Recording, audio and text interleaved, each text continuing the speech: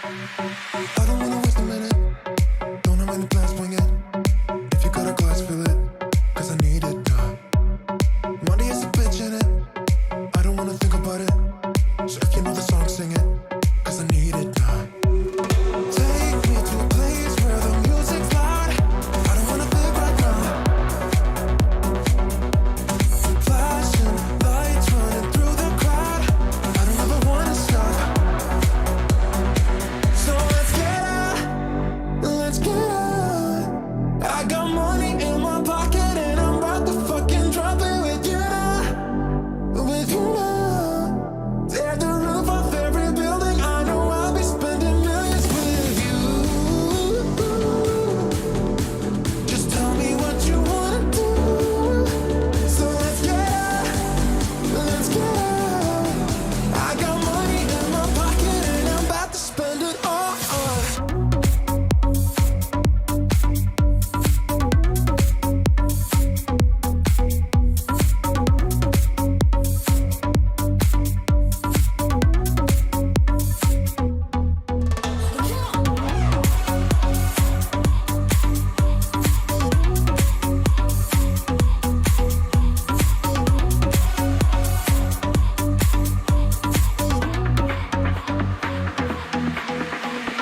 I don't wanna waste a minute. Don't have any plans, swing it. If you got a glass, fill it. Cause I need it now. Monday is a bitch in it. I don't wanna think about it. So if you know the song, sing it. Cause I need it now. Take me to a place where the music's loud. I don't wanna think right now. Flashing lights running through the crowd. I don't ever wanna stop. So let's get out. Let's get out. I got money in my pocket and I'm about to fucking drop it with you now. With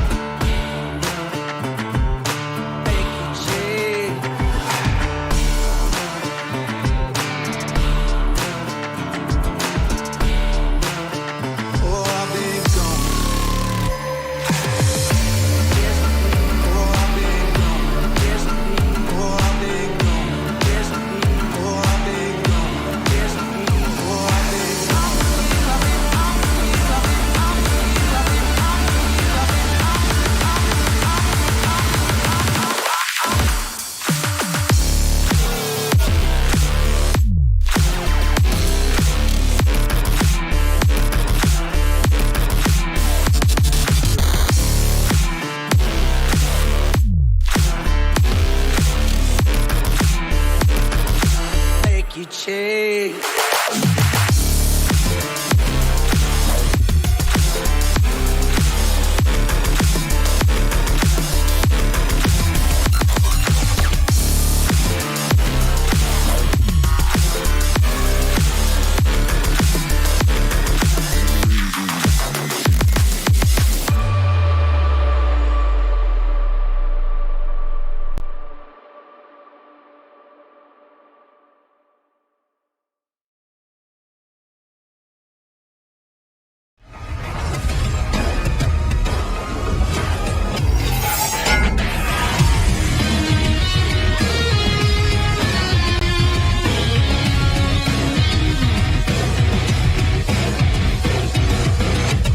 What's going on, everybody? Welcome to the Almost Awesome Show, episode 25. Yeah, that's right. Holy shit, I've done a quarter of 100 of these. Yeah, you don't usually hear it said that way, but it makes it sound like I've done a lot more than I really have, or we have, rather. And who do I mean by we? Well, of course, there's me, Jake, as per usual, your guest here from Jacob Anders Reviews, you know, the channel that you're watching this on. And also, we are, as usual, joined by Nick, as always. Or Nick as usual. I'm sorry. I'm here. I'm sorry. I was just like eating a whole lot of food right before we went live, and I was just trying to cram my face full so I wasn't hungry during the stream. And now it's like wanting to come back up. So anyway, Nick, how you doing, my friend? Yes. How are things going over there in Movie Emporium land? I'm good. I'm tired. I have not slept much in like 3 days, so it's fun times. But I'm here, and Right I'm on. doing things. And Good, pork good to chop hear. sandwiches. Pork chop sandwiches. Oh my god, get the fuck out of here! Right on. I wonder if anybody gets that whenever we make those references. Yeah. It's kind of an old one. Anyway, yeah, we're not gonna. I say this often. I know. I don't think this is going to be a terribly long show.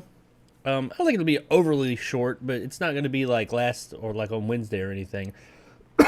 There's just not a lot going on, and I was woefully underprepared. I tried to be as prepared as possible, but we got a few things to talk about. But nothing really huge because there's just, like I said, nothing going on this week in the world of movie and entertainment news. But we did, Nick and I and some other peoples that will remain nameless did record something kind of cool last night that I think that's it'll be on Nick's channel in, I don't know, a few weeks, I guess, probably. I think it's going to be pretty damn cool, so you guys should check this out. Check that out. We'll be talking about that soon. I did want to throw out there to everybody, I talked about changing the dates of this show, and I think I'm going to do that. Saturday, today, proves to be difficult sometimes for a multitude of different reasons. I find myself to be a lot more rushed usually, like today, where I just I'm not nearly as set up as usual. And I don't like doing that. I like giving you guys a better, more thorough show where I'm not so rushed. And Saturday, I try to have the weekends for myself or my personal life, my family. And yeah, it's been making that difficult. So we're going to be shifting Saturday's show to Fridays and Wednesdays to Tuesdays. So unless, I know, Nick, we briefly talked about this. I guess probably should have cleared this with you first. Are you available this Tuesday? I think so. Actually, it works for me because Wednesday I am seeing the film that shall not be named because reasons. Are you? I have to. Really? Yeah, I'm seeing the film that I have dearly yelled about for 3 weeks. Oh, okay. I gotta wait till Friday to see it, or Thursday or Friday, whatever. Well, the funny thing is, like, people have seen the movie already, and if you are in the chat, you know which movie we're talking about. But I'm seeing it Wednesday, and I can't talk about it till Thursday. So there'll probably be a spoiler discussion on Thursday. So cool. It's just like, even though, come Saturday, I think we'll have thoughts on it. Or on Friday. Friday we'll have thoughts on it. Yeah. Well, damn, that means I have to watch it Thursday night since we're doing that Friday. Right. And we finna, we're gonna talk about it. Yeah. So I guess, all right, cool. Movie. Well, yeah, I'm looking forward to just seeing how much of a mess it's gonna be. Honestly, I assume I don't know. I'm thinking it's gonna be a mess. You know what? I might go into, because I went into I went into the other one thinking, oh, it's going to be great like the last one, and I was super disappointed. Maybe I'll go into this one thinking it's going to be absolute dog shit, and such low expectations will elevate it. Maybe. The only way that can happen is if they give me crack. Well, you are in Miami. Who knows? They might pass out crack This is true. at the door. I don't know. That's my view of Miami. But There you go. anyway, yeah. So Nick's got good stuff coming out over there on his channel in the next few weeks, and tomorrow. I mean, next weekend and in the following weeks. Here over on my channel, I had a review I planned on doing, but I can't seem to finish the fucking movie to do it, so you won't be getting that one. You have gotten 2 reviews from me this week, which is more than usual, and I do have another one coming, and we are probably at least briefly going to talk about a movie, no spoilers, today for a few minutes. I guess it's a movie, an experience that recently came out that may interest some of you guys. But let's go ahead and jump into the first part of the show, so I don't hold you guys up any more, and that would, of course, be news bits, those little stories. That was low energy. It's Saturday, people. Yeah. Low energy. News bits! Those little stories that, aren't quite big enough for their own, but we don't want to forget about them. There we go. That's a little bit more like it. Sorry about that. That's what you guys pay for. Not that any of you pay. Well, some of you pay, but not, let's move on. I'm digging a fucking hole here. So yeah, we got a few little stories this week. Actually, quite a few. More little stories than big stories. I don't even know if we're going to cover all these. Most of pretty much everything we're going to talk about this week, news bit or otherwise, is movie related. But I did have 1 or 2, maybe just 1, video game story. I hesitated to talk about this, Nick. I hesitated. I took pause because I said, I'm not going to fucking talk about this story anymore because I'm getting tired of it. But there was a little bit of spiciness that came up with this particular one this week that I just wanted to touch on. I don't know if you'd heard it. I kind of liked it. There's some shots fired, if you will. And I want to talk just briefly, just very quickly, about the Microsoft Xbox Activision acquisition. Oh God, what happened now? Who blew who? Well, depending on who you... Okay, so it's been approved in Brazil. Now, Brazil was the one that was making public all their shit. That's like their country. That's how they do it. They say, hey, everything's public in these types of things. We put all the documents out. They're the one that was having like all that really... People were seeing like what PlayStation and other companies were saying behind the scenes about this deal. Yeah. And people were kind of like, what the fuck? You guys sound kind of like, kind of like a bitch. But they have gone ahead and approved it. They are not the first country to approve the deal. Saudi Arabia and some other Middle Eastern countries did as well. But Brazil is the largest so far.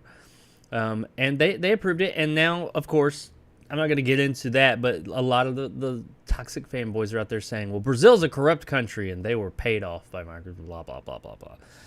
Whatever. They approved it, okay? And I liked what they had to say. Because, these approval boards, they just like, yeah, it's done or it's not. That's it. Well, they came out and they said, we don't find any issue with this. It is what it is. It's a company buying another company. We don't think it's going to stifle competition. Because that's their whole thing. Is this going to be bad for competition? And is it good for the consumer?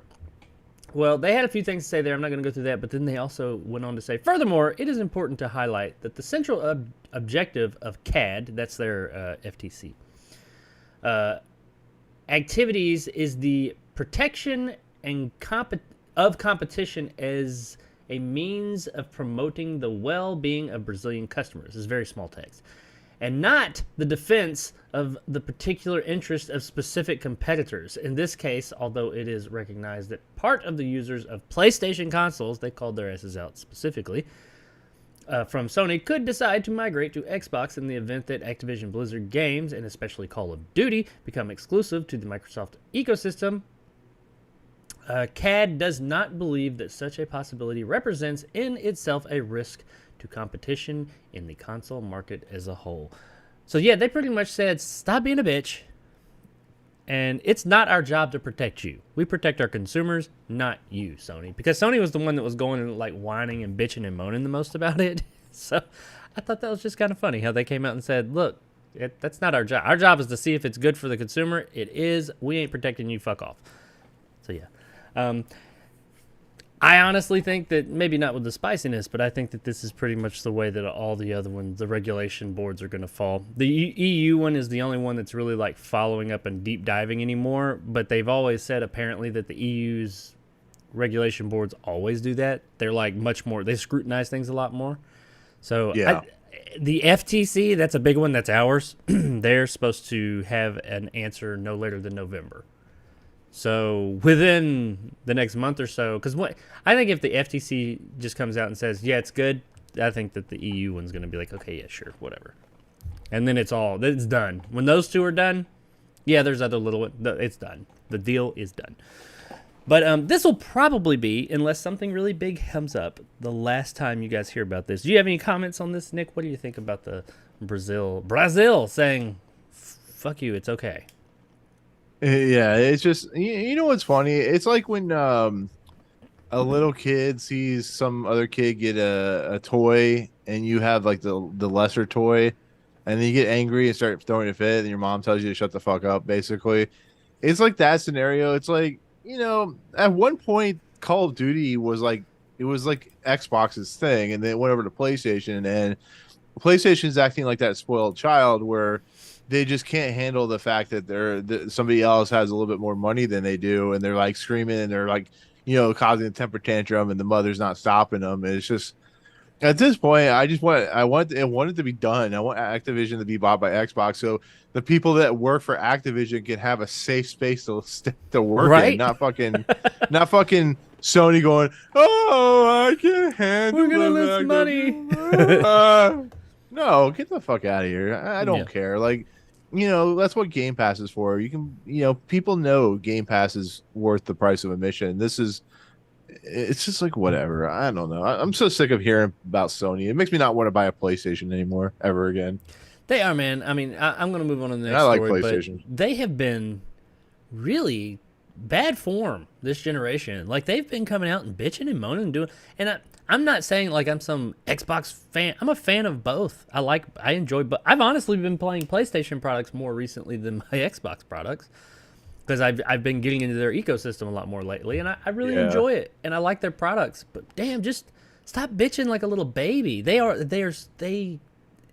bitch enough. They're gonna bitch. Yeah, right. They're gonna bitch enough to the point where Xbox is gonna be like on like whatever year that their lease or whatever sign that they signed is up, and they're like, fuck you, we're out. We're like, fuck you, we're out. Well, that's the thing. And they're gonna leave. There's no official. Stop bitching. There's no official like law binding contract or anything. Yeah. I think they have one for some exclusive like content for like Call of Duty, and it's only for like another after this year, like one more year or something like that. It's like it's not the game, but just like they get like something like early or something like that, like some multiplayer maps, which is big for Call of Duty. But there's nothing keeping them. I think Phil Spencer wrote them a letter saying, hey, we plan on leaving it on your console at least 3 years after the deal finalizes.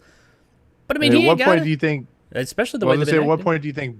I was gonna say, what do you think? At what point Bungie's gonna, PlayStation with Bungie's be like, nope, no more Xbox. It's just that type of thing. Well, now there is a binding contract there that apparently was part of Bungie allowing for them Destiny to purchase 3? them. Oh, okay. Well, I don't know if it's all contract. their games. They've said Bungie, when the reports I remember, Destiny for sure, and it may be all Bungie products are just multi-platform, but that was kind of like, that was a Bungie thing. Bungie came in and said, well, you can buy us, but we want to remain multi-platform. We don't want to go exclusive, and that's the only way we'll allow it. So there is like some type of contract out there. Now, whether there's loopholes, who knows, but they have said that was their reason, because they didn't like being locked down to one single thing. That was why they left Microsoft. So, hey, I don't know, but we'll find out more. I'll be interested to see. The big one's November. When November, the FTC, what did they say? So, I mean, I am 95% sure, 99% sure FTC is going to, you're approved. Good, go ahead. But anyway, all right, that's really all the video game news we got this week. So let's move into movies. John Waters, he's a famous, a cult classic famous director. and he hasn't Yep. directed anything in somewhere around 20 years. Well, apparently he's coming back to direct a movie based on a book he read. I mean, a book he read, a book he wrote called Liar Mouth, a feel-bad romance. And he will be directing it and everything. And I don't have a date or anything. He is 76 years old. But what do you think about that? What do you? There is. You can look up and see what the movie's about. I'm not going to go through all that. This is just a small story. It's mainly about him coming back. What do you think about John Waters as a whole? And what do you think about him coming back? And do you care? Are you a John Waters fan? Yeah, I like John Waters. I actually really enjoy. I think his last movie was like Cecil B. Demented or something like that, which I actually really enjoyed a lot. Yeah, the one I with thought it was not Brad Dorff, Stephen Dorff. Yeah. Yeah. I think Melanie, Melanie Griffith or something like that. Man, all I remember about that movie was they had a shotgun mic that was actually on a shotgun. And at one point they shoot it and blow somebody's ears out. Yeah, it was fucking. That movie's fucking crazy. But John Waters has basically become like trash cinema, which is not a knock against him, but his movies are, very of a type, and he has his own genre basically. And outside of like Hairspray, which became like this massive phenomenon when it came to stage and stuff like that, he is known for doing very campy movies. Like, was that one movie where he had was it Divine or some shit that he Pink poop Flamingos. on the sun? Yeah, Pink Flamingo. Yeah. So I'm not saying I like all of his films, but he's a director that has a massive following, and him doing a new movie, I'll watch it because I am intrigued to see what he does after 20 years. So Yeah, this is like the advert James Cameron or something. Sure. He is an interesting gentleman, an interesting director. I'm not like, I don't love every one of his movies, but there's always something about all of his movies that I like. And I like the fact how he just makes his movies. Nobody makes movies like John Waters, like things like Pecker and, like you said, Cecil B. Demented and things like that. I forgot about Pecker. Pink Flamingos, of course. And he made Crybaby too, I think. Didn't he? Yeah, I think he did actually. So yeah, the guy definitely has lineage there, and I mean, I'll be curious to see. But this is based on not just something he's written, but an actual book he wrote. So that'll be interesting to see. And if you're a John Waters fan, well, you got some new John Waters coming your way. Hopefully, he does. He sticks with his old style and doesn't do something like Cronenberg did with Crimes of the Future. God, I hope not. Hope it's not that kind of disappointing. But anyway, moving on to the next thing. About a certain movie that you want to remain unnamed, but I'm going to name it here. Halloween Ends, and this is probably the last bit of news. This is probably the last bit of news about this movie until it releases next week. Well, David Gordon Green has come out and been defending how Halloween Kills, which I guess is really about Halloween Kills, not Ends. But he was on doing the press rounds, of course, right now on the tours, and he is defending how Halloween Kills ended. And he said, unresolved chaos is part of the fun. No. Absolutely not. That's bullshit. Unresolved chaos, that doesn't make any sense. Like, that's like saying, that burrito, 9/10 of it is, you don't have to have it, just have that 1/10. No, fuck that. No. I'm already going in with this like a bad like juju. This is not good. I'm sorry, what were you saying? I mean, he says pretty much that any frustration that was expressed with the last one, I kind of just smile and say, hold tight, because here we come. Why? Yeah. This goes along the way that kind of shows that he knew when he was making Kills, hey, this is going to make people mad in the end. And he's already said with Ends, this is going to piss off a lot of the fans. Why are you doing that? I'm not saying placate to fans, but if you're making an IP, if you're making a new version of a known IP that has massive fans, why would you purposely go to piss them off? There's nothing wrong with changing things, but just saying, I'm going to piss them off, watch this. He's like the ultimate fucking troll. I don't get this. No, there's nothing about that ending that was. Well, the other problem is he wrote this with fucking Danny McBride, who is known for being, if you've seen Eastbound and Down, the kind of humor that Danny McBride goes for, and I don't know. It's very frustrating because David Gordon Green has directed some really entertaining movies like Pineapple Express, and he's a director like Eastbound and Down and Vice Principals and stuff like that. But it's just like I don't understand his logic. This feels like one of those directors that, like George Lucas doing the prequels or something like that, and he's not making it for you. He's making it for himself, and that's like, then why are you fucking making them? Like, you're putting out there to make millions of dollars, and you're making it for yourself. That doesn't make any sense. That's like what Quentin Tarantino said something like, it doesn't make any sense. And Yeah, whatever. It's just fucking. Why are you? I don't know. It's like the guy's just wanting to piss people off. I don't know. It's like he's wanting to piss people off just to get a rise out of people. And I'm like, why? That's not why. I don't know. But hey, if according to him, if you're pissed off about the end of Kills, well, here they come. I don't really know what that means. He doesn't really. You would think that means, oh, here they come to fix it.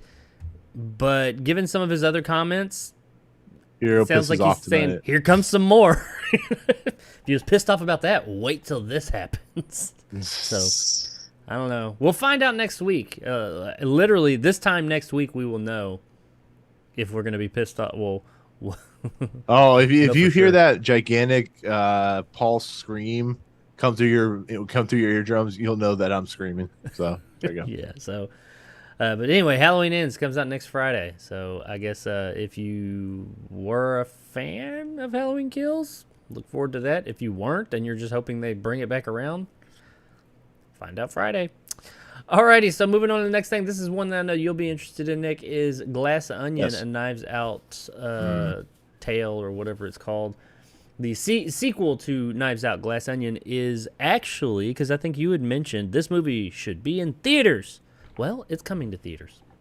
It's going to run from November 23rd to 29th in theaters, which is, I think, ahead of its Netflix release. Yeah, it premieres like Christmas Day or Christmas weekend on Netflix. Oh, so yeah, a month in advance, you can see this in theaters if you like, which is pretty cool. It's only going to be in 600 theaters. But if you live in like near a major city, for instance, like where I can't remember where you said you live close to a major city, but if you live close to a major city, you should have at least one screen that has it. So yeah, I'm sure that I'll have an opportunity to see it. I might have to drive a bit, but yeah, if you're really hyped about seeing Glass Onion, and you want to see it early, or if you just want to see it in theaters, you are actually going to have that opportunity to see it on November 23rd to 29th, which is probably about a week, I guess. It's going to have a week run. So yeah, there you go, Glass Onion fans. Get ready. You can go and see the flick in theaters. And Rian Johnson did actually say that Glass Onion, Knives Out, all those movies, they are meant. He creates them with seeing them in theaters in mind, even though he was making this movie knowing it was going to Netflix. But whatever. He said that this type of movie is meant to be seen with a crowd. So get out there and see it November 20th. Show Netflix that this is the right way to go. Release your big movies in theaters and on Netflix. I think that's a good model. Everybody wins then. Alrighty, so from there, let's. This is one that probably not as many people, not as many of my viewers at least, are going to be as interested in. I just don't hear a lot of people talk about this, but I'm a huge fan. Mm-hmm. His Dark Materials is an awesome book series, and HBO Max. That's a great movie. Do what? It's a not so great movie. Oh, The Golden Compass. Oh man, yeah, that was so disappointing. Had a lot of good stuff going for it, but yeah, it's disappointing. They nerfed the shit out of that. New Line, thanks. But no, his Dark Materials was made into a series on HBO Max. It started, I want to say like 4 years ago, 3-4 years ago. It's only 3 seasons. It's like this is the final season that they've announced. It's 3 books. Each season is a book, and I like how they're doing that. That really works. The show has been great.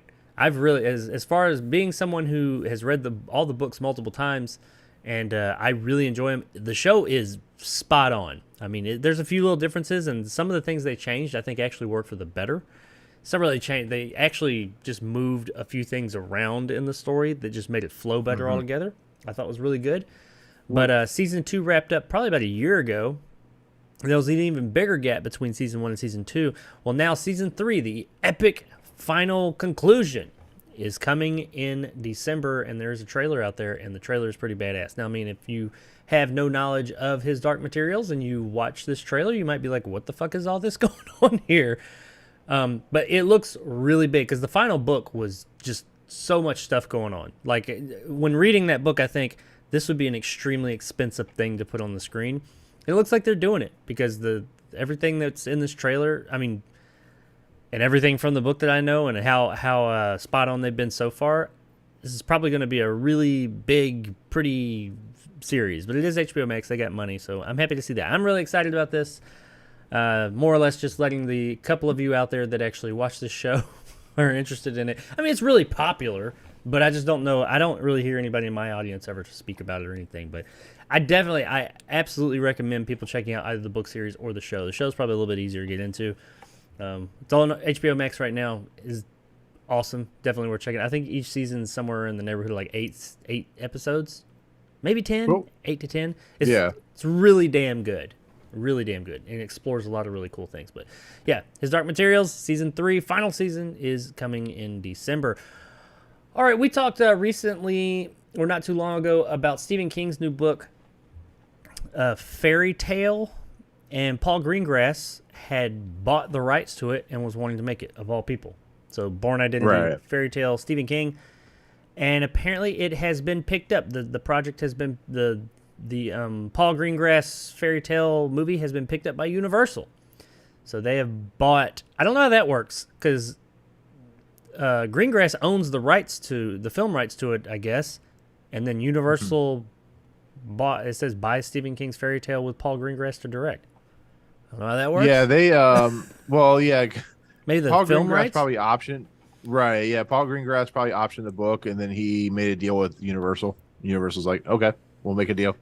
And that's kind of how that works. Because Paul Greengrass has worked with Universal for years, so it's probably he's like, I have a project. You guys want to buy it? And they said, yep. Because the great thing about Stephen King, I don't know if you know, is he'll sell like his stories for $1. You know, that's why most of his stories get made. I was just about to say that. Yeah. That's what he did with this one. He sold it for $1. He gets money on the back end though, and I don't know if that means he has any creative control, but Yeah. he definitely gets money on the back end. But yeah, it's finally. I mean, it was only a few weeks ago that are reported that Greengrass had actually picked up the rights to it, and now it's been picked up by Universal. So hey, we're getting some more. I mean, Stephen King's hot right now. His movies, it's like we're back in the '90s again, but instead of like TV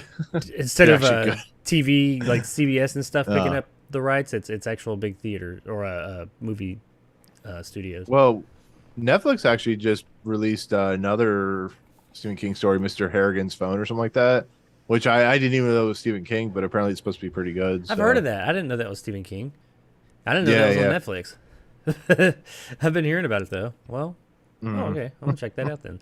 Yeah, there's been quite a few Stephen King adaptations go to Netflix. The Gerald's Game, the one with Thomas Jane. I don't know. I can't remember. It was like 1914 or 1930 or whatever, something like that. Yeah, and then what was the Tallgrass? Was that Stephen King? I think so, Or but I something- don't something ever like talk about that film. Yeah, I 'cause heard that it film wasn't very sucks. But anyway, But yeah. we're getting if you're interested in Stephen, like I said, I have not read that book. I don't know anything about that book, but it's a Stephen King book, and we're getting the adaptation, and it is for sure happening now with Paul Greengrass over at Universal. So look forward to that in the next year or two. Yay. All right, now this next little bit here is about everybody's favorite famous personality, Keanu Reeves. And Keanu Reeves was talking about his graphic novel, which we're going to talk more about in a little while. But he was talking about that, and he was asked when, have you ever given any thought to going into the MCU? So the Marvel. I guess that's just what they ask all actors now. Do you want to be in a Marvel movie? I don't know how enticing that is nowadays, but that's the question. And he said, yeah, I have. And his dream character, do you know who his dream character? Keanu Reeves. What you know about him? Who do you think Keanu Reeves would want to play? I don't know, Condiment King. No, it's a well-known character. It is a well-known Marvel character. It is a well-known Marvel character we have not Leapfrog. seen in the MCU yet. In the cinematic universe. Mysterio. We have seen him. Wasn't he? Oh, yeah, Jake That was Jake Gyllenhaal. I forgot. Gyllenhaal. I mean, at this point, is there a character I mean, does he want to play like Kitty Pryde or something like that? I mean, I don't think know. think about what I think I know who you're gonna say, but I something. honestly, I'm at this point where I don't really care about the MCU very much. So Well, when I say we'll it, just if you think about it, it makes sense. He wants to play, or would be interested in playing. He's not like saying, "Oh, I'm in active talks with him." He just said, "Yeah, if I was going to do it, I'd want to play Ghost Rider." If you think about Keanu Reeves, motorcycles, that's like a big thing to him. Kind of makes sense. he would have, as long as like in like the skull voice, he goes, "Whoa." No, I think I could go for that. Just do Can a you Ghost make a Rider whoa with no movie. lips? Yeah. Oh, hey! If Nicolas Cage can do it, Keanu can do it, I guess. Well, Nicolas Cage can do anything. That's not fair. That's not a fair comparison. But anyway, yeah, he said that. What I found interesting about that is not so much that Keanu Reeves was like, yeah, if I was going to do it, I want to, because it was just somebody asking the question and him saying, sure, yeah, I'd do Ghost Rider. I like that character as a kid. But he's not the first famous person recently who's not in the MCU who has said that they wanted to play as Ghost Rider. The other one I actually talked about on this show earlier on, a couple of months back, and the other one would be not Ryan Reynolds. Ryan Gosling. Ryan Gosling said he wants to play Ghost Rider in the MCU. So I wonder if we're going to get like a bidding war. I don't know. Can you imagine the Twitter feud between Ryan Gosling and Keanu Reeves? That would be amazing. This needs to happen. That could be a movie unto itself. Yeah, that could be a Lifetime movie.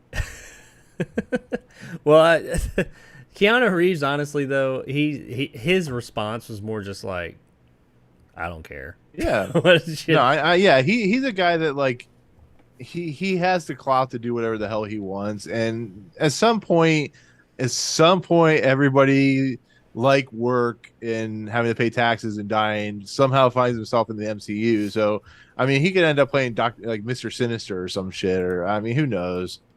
He could play Doc Ock. Dr. I mean, Doom. Who knows? Yeah, maybe he's Doctor Doom. Maybe he's in Black Panther.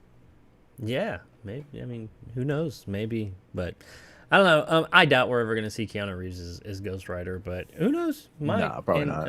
If he was to enter the MCU, that's the character he wants to play. So there you go. A little bit of insight on Mr. Reeves. Everybody loves the guy. Seems like a genuine good dude. Yeah. All right. So let's talk about our first bit of Avatar news this week real quick. Because I can't go a show without talking about the almighty Avatar. This is actually about not Avatar, but one of its sequels, and not Way of Water. And not even part 3. No, we're talking about Avatar 4. Doesn't even have a fucking name. But apparently... Avatar, the search for more money. Yeah. No, they found the more money by that point. The search for even more money. The search for all the money. Search for a country. Well, Avatar 4, apparently, according to its producer, there's a surprising amount of Avatar 4 that has already been shot. So they are apparently or James Cameron is apparently a lot further along in these movies, at least in the production or filming, than we thought. Because I knew I had heard that they had just started on 3. But apparently he shoots a lot of stuff at the same time because he's got this whole. They're all made and planned out. So he's filming all 3 of them at the same time. Obviously, he's probably doing more of 2, but maybe I assume if they're in a location or something that's going to show up in one of the other movies, he's like, okay, well, let's do some of 4 while we're here. I just wonder, is that going to make it come across as disjointed? I don't know. I mean, I put my faith in the guy. Jacob. It's James Cameron. I'm sorry. We are not talking about the Star Wars sequels here. We're talking about James Cameron, who plotted this movie out 45 years ago when he was just a young lad doing Aliens. He's been plotting the whole entire. He probably could go to Avatar 2500 and still have a coherent story. So, I'm not saying the stories will be good. I'm just saying he has a coherent story that will have some kind of purpose. That's why he and George Lucas are like the top tier like world building creators, because they can make shitty movies, but their worlds will be amazing. and they will have coherence in some form. Well, that does bring. I guess that brings a question up for me. It doesn't really. I guess this is relevant, but I know when we talked about the first Avatar that he wrote Yeah. last week, that was one of the things we talked about. Is like dialogue, and I don't have a problem with the story of Avatar. I enjoy it, but the story, it's the spectacle that really sells the whole thing, Yeah. and the way he gets the story to us. If you look at the actual story itself, it's not anything like groundbreaking. It's really the world he built and the spectacle. Now he Well, has I mean, you. other people helping him Yeah. write these. It is him Does and he, his though? stories. He's a one-man band. Do you think that these? I mean, I guess it depends on who's helping him and how they write. But do you think that that could actually help make the stories here a little bit more intricate and the dialogue maybe a little bit more timeless and not so cringeworthy 10 years later? Well, I mean, you look at Battle Angel, Alita Battle Angel. He wrote that script, and Robert Rodriguez came in and kind of reshaped it. So, I mean, it is very possible because I mean, Robert Rodriguez is a much more talented writer than James Cameron will ever be. But like, yeah, I think he could. Yeah, I think as long as this is not like a, the guy who wrote Argo going into like Batman vs Superman and Star Wars: The Rise of Skywalker and just completely destroying both movies. Yeah, how's that? Whoever happen? he had, I don't know, Argo's still good. but right. I do say something like when you talk about spectacle, you can talk about Mad Max Fury Road. If you think about it, there's not really a story there, but the spectacle is what makes the story work. And that's the same thing with Avatar. Like you may not like the story, you can't deny what the spectacle does. So Yeah, that is what I mean. That's what sells that movie at least. I mean, a lot of his movies Yeah. are like that. It's just the way he gets the information, gets the story to us is done so damn well that he'll take a subpar story. Not saying Avatar's subpar, but he can take a subpar story, a basic ass story, and just make it super exciting and very digestible. I wanted to pause real quick before we go to the next one, or I guess if you're interested in Avatar and if you're wondering, because some people have been like, well, if Avatar 2 is not a success, which, come on, what world do you live in? But now 3 is a different. I mean, if 2 comes out and it's just a shit show, it will make money. That movie is destined to make fucking money. It's going to make its money back. But if it's awful, then yeah, 3 might be in trouble. But I mean, they're already shooting 3 and 4. They've already shot a significant amount of, apparently. So yeah, these movies are coming. People are like, 4 might not come out. It's coming. It's gonna come. Yeah, whether he lives or not through the rest of the filmmaking, they're coming whether you want it or not. Yeah, these movies are getting made. Yeah. But, so yeah, if you're looking forward to Avatar, if you were wondering, if you were afraid that we won't get the conclusion, yeah, you're gonna get it. Now, before we jump into the last little news bit, I just glanced up at the chat. I saw that Kessler Garcia.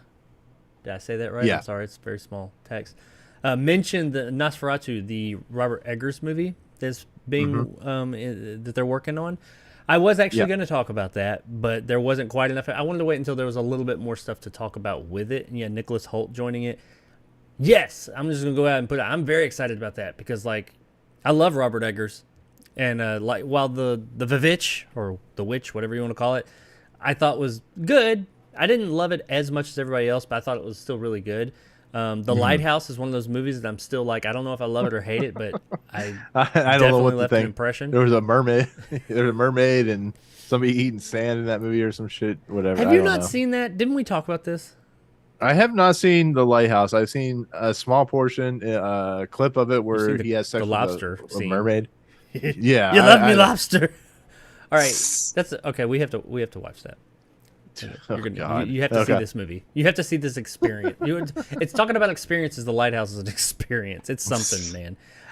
I till this day, I can't say whether I love it or hate it, but it made an impression. That's for damn sure. But The Northman, as anybody who frequents my channel knows, I love The Northman. So yeah, Nosferatu. One of the best of the year. I think the implication of what that could be is fucking awesome. So I'm really looking forward to that. And Nicholas Hoult, I think, is a phenomenal actor, so I think he'd be really good in that as well. Yeah, I think if they stick to like kind of close to the original Nosferatu movie and kind of make it in that kind of space, I think Robert Eggers could have something really cool. Because like I said, he's very visceral in his his filmmaking.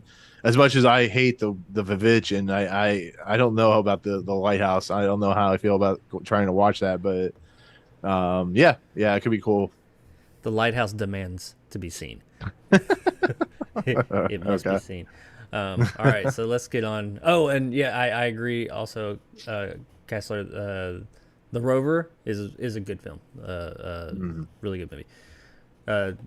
Pattinson in that one as well. Awesome. That wasn't Robert Eggers that wasn't Robert Eggers. No, yeah, it was Robert Pattinson. I really like Robert Pattinson. I mean, he got a bad rap, the whole Twilight thing. But man, everything else the guy's in, just about everything he's in is phenomenal. The guy is an awesome actor. Yeah. Highlight. Kristen Stewart the same way. Yeah. Check out if you like Robert Pattinson and his things like The Rover, not like The Rover, but like, just more thought-provoking films, check out High Life. It's a little movie that not many people saw, but it's a fantastic film. I did a review of it 2 years ago, whenever it came out. It's a really awesome movie to check out. It's a it's not a sci-fi, but it's a sci-fi setting. But it's a fantastic movie. Okay, moving on to the last little news bit of the day. The Oregon Trail. Mm-hmm. You played the Oregon Trail. We're similar in age. I know you had to have played it back in school. It's being made into a movie. Not just a movie. Yes, it is. But a musical. Now, before you say what your thought, because I am interested in your thoughts of this, and I'm looking forward to all the references to dying of dysentery. But am I the only one? My initial thought when I first saw this was, didn't they already make this movie? I think Trey Parker and Matt Stone. Cannibal the Musical. Yeah. It's called Cannibal the Musical. Mm-hmm. I mean, really, that is like fucking Oregon Trail, but musical and cannibals. I don't know. What do you? I mean, they're reaching here, man, with these video game movies. Yeah. They're really fucking reaching. But what direction do you think this is gonna go? You think it's gonna be serious? You think it's gonna be like a comedy, like Danny McBride? And what's going on here? What do you think? I mean, it's from the Lyle Lyle Crocodile group, the crew who did that movie. So it's gonna be. I mean. How does someone I guess you could make it funny when someone dies of dysentery. You can have a Mel Brooks style laughter fest or something like that. But when your wagon breaks and you have to fjord the rivers with fucking oxen and they drown and you don't have enough food, so you have to go out hunting. I don't know how humorous that's gonna be. And I want it to be a straight faced hard drama. Like I want it to be like legit. Like I want to see Tommy Wiseau. Get Kevin Costner and like Robert Duvall. Oh wait, he's not around anymore. But like a hard, gritty drama about the Oregon Trail, and at some point, someone passes and have somebody like Kevin Costner come in. They're gone. They didn't make it. What happened to him? I mean, is she died of dysentery? He puts his hand up. He's Does he die of dysentery? Dysentery. And they'll be like, "What the fuck is that?" Anyway, did you ever make it to the end of the game? Did you ever make it, or you just always die like I did? I only made it through the whole game once. I don't know if I ever beat that game. I always liked running around shooting the rabbits. I get pissed off when like the wheels would break when you're like it's I don't know. You can play it. It's like they have like a mobile version and everything of it now. It's on everything. Yeah. It's like fucking Skyrim. It's on everything now. But so if you are into video game movies or just you were into dying of dysentery back in the 80s when this game came out, they're getting a movie of it. What that movie will entail, I have no fucking idea, but it's coming. So get ready. All right, so that's all we got for the small stories this week on News Bits before we get into our big stories. What did you guys think? Let us know in the comments below what you think of Brazil finally approving the Activision acquisition by Microsoft and their spicy remarks. John Waters returning to theaters. David Gordon Green defending Halloween Kills at Glass Onion coming to theaters. His Dark Materials Season 3 finally wrapping things up. Universal buying Stephen King's Fairy Tale. Keanu Reeves being Ghost Rider. And Avatar 4 being, some of it already shot. And, of course, the Oregon Trail coming to kill us all with dysentery. Let us know in the comments below what you guys thought of all that. All right, now let's move into the main part of the show and talk about the big stories of the week. I guess there were no real big stories of the week. Where the fuck is my mouse? There it is. Well, there was one. There is one. And the first thing we're going to talk about, that's probably the biggest story of the week. Everything else is kind of weak sauce, honestly. And that. Oh, actually. Oh, I'm sorry. Go ahead. I was going to ask you. I meant to throw this at you. Did you see they're making they're making an evil Grinch movie? An evil Grinch movie? Yeah, it's coming out here already soon, evil? but no, but this is like a horror, like doing the Winnie the Pooh thing. I should have sent this to you. Oh, but- are they? Well, yeah, I'll find it and send it to you. Is We the don't have to Grinch- talk about it. I just was. Is the Grinch public domain now, or did somebody actually sign off on that? No, I think so. I think it is. The guy who played the clown in Terrifier 2 is the main bad guy. So Oh, I've never seen that movie. Everybody's talking about it right now. I thought Terrifier was like a B level. I mean, I know it's popular and has fans, and I can look at it and say, hey, that's Terrifier, but I've never actually seen it. But I know the sequel just came out, and like big movie reviewers and small, everybody's like talking about it. So yeah, I guess I need to check this thing out. Well, yeah, I didn't know that. I'll look into that. Maybe we'll talk about that on when or Tuesday. All right, so probably the biggest bit of news this week to hit came Thursday, the day after we did the show on Wednesday, and that would, of course, be Super Mario Brothers, or the Super Mario Brothers movie. Super Mario Brothers, the movie, is the one from 1993, which has a soft spot in my heart for it. I have 2 reviews of that movie on my channel, by the way. I am one of the few people, also, I didn't know this was going to be a claim to fame. I am one of the few people that has actually seen the extended edition that you cannot find anywhere now. But anywho, review of that up as well. The new animated Super Mario Brothers movie that is being made by Illumination and stars Chris Pratt, Jack Black, Anna Taylor-Joy, Charlie Day, and some other people. We got our first. They actually said it's technically a teaser, which I get that. It's a long teaser. It's like 2.5 minutes long. yeah. But it doesn't really show. I think it did a really good job of giving us a idea of the tone and the feel of the movie and the look of the movie, definitely. But the thing people wanted to see was Mario himself, and we got to look at that. We heard Chris Pratt just a little bit. And I want to talk about that because there's some controversy there. Apparently, the big question, because they released the trailer the day before, is that people were complaining that Mario has no ass for some reason. But apparently, Mario still has no ass, from what they're saying. I didn't know that this was such a hot topic, but I also didn't know. I'll have to go back and like on my N64 and check out Mario 64 and see if he had a badunka-dunk in that. I don't recall it, but maybe. I know what I thought about it. What did you think about this trailer, Nick? I mean, are you looking forward to this? Do you think it looked good? Do you think it looked like trash? What are your thoughts? Here's where I stand on it. I'm sorry. I'm also not going to show the trailer here because Nintendo is notorious for taking motherfuckers down who show their shit. So, I mean, I'm not going to I don't mind a copyright claim because I can dispute that, but they're fucking crazy. But I'm sorry. Go ahead. No, you're good. Here's where I stand. I am excited for it. I am intrigued. I not anticipating like going to be going out of my way to like, waiting a full year, 4 or 8 months or whatever it's going to be before this releases, because I know how these things roll when it comes to video game movies. You know how they roll. Everybody knows how they roll. It is Illumination, so I worry that the Koopas are going to turn out like the Minions, and they're going to be like the ones that get overexposed over the fact of Mario and Bowser and Peach and Daisy or whoever's playing, Anya Taylor-Joy's playing in this movie. But it feels like Mario. I love Jack Black's voice as Koopa. I was telling a friend, you might laugh at this, but if you ever played Mario 64, there's a segment where you can throw one of the penguins off the cliff, the first level. And I was like, I think those were penguins or penguins or whatever they're called.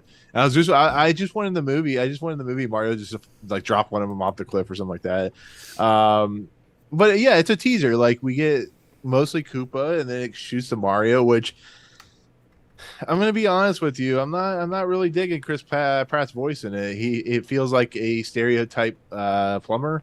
I mean, a stereotype Italian voice, and it doesn't make any sense. And the fact I know Well, people are complaining. let me interject real quick there. Yeah, yeah, yeah. The guy, the actual Mario voice since Mario 64, the guy who Yeah. does that voice. I mean, his voice is, he goes, "It's a me, a Mario." I mean, that's kind of that's kind of a stereotype there. Yeah, that's true. I mean, I'm gonna throw that out. That's just my, No, well, sorry. I know, but I maybe I just don't want Chris Pratt doing Mario. That's all.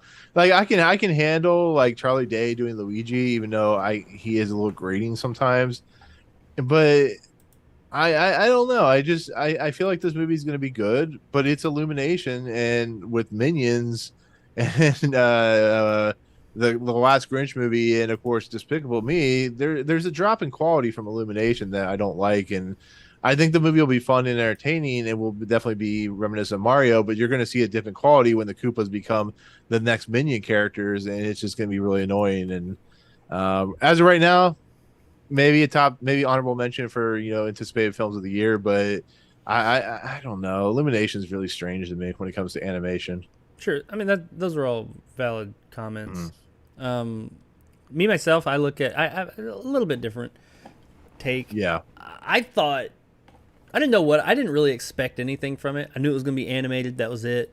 I had forgot Illumination was doing it, but then when I saw they were doing it, I was like, okay, they do have a distinct style to their comedy and their art and all that. I thought it looked good. Like the look of it, yeah. It looks great. looks Like real the stuff good. with Koopa is fantastic. Yeah, Koopa, Bowser, whatever we call. I still call him Oh King yeah, Bowser. Koopa.